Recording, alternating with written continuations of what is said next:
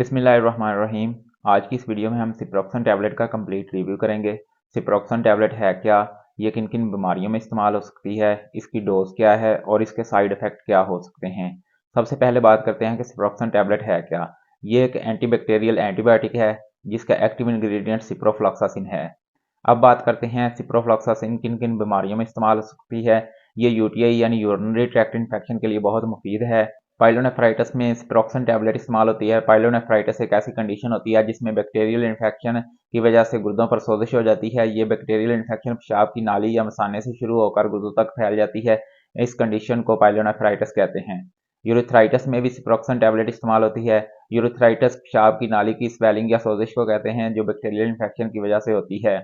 ये bacterial infection पेशाब की नाली से शुरू होकर मसाने तक फैल जाता है। सिस्टाइटिस में भी सिप्रोक्सन टैबलेट इस्तेमाल होती है। सिस्टाइटिस मसाने की स्वेलिंग या सोजिश को कहते हैं जो बैक्टीरियल इन्फेक्शन की वजह से हो। ओटाइटिस मीडिया यानी कान के इन्फेक्शन में भी सिप्रोक्सन टैबलेट इस्तेमाल होती है। साइनोसाइटिस यानी नाक की झिल्लियों की सोजिश, मुसलसल छींकें आना, नाक का बहना या नाक का बंद हो जाना, तो इस कंडीशन में भी सिप्रोक्सन टैबलेट इस्तेमाल होती है। टाइफाइड बुखार के लिए भी सिप्रोक्सन टैबलेट इस्तेमाल होती है।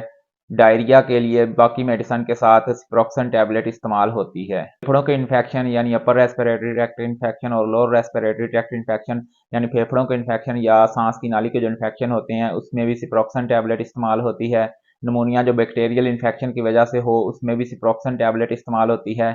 ओरल कैविटी इन्फेक्शन यानी मुंह के अंदर छोटे छोटे छाले बन जाते हैं या जख्म बन जाते हैं, तो उस कंडीशन में भी सिप्रोक्सन टैबलेट इस्तेमाल होती है। सर्जरी के बाद जख्मों के लिए सिप्रोक्सन टैबलेट बहुत मुफीद है।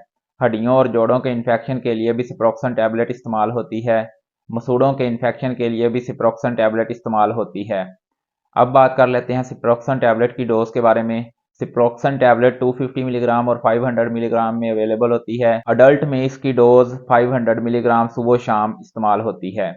अब बात कर लेते हैं सिप्रोक्सन टैबलेट के साइड इफ़ेक्ट के बारे में। इसके जो कॉमन साइड इफ़ेक्ट हो सकते हैं उसमें मसल वीकनेस हो सकती है, जोड़ों में दर्द हो सकता है, भूख में कमी हो सकती है।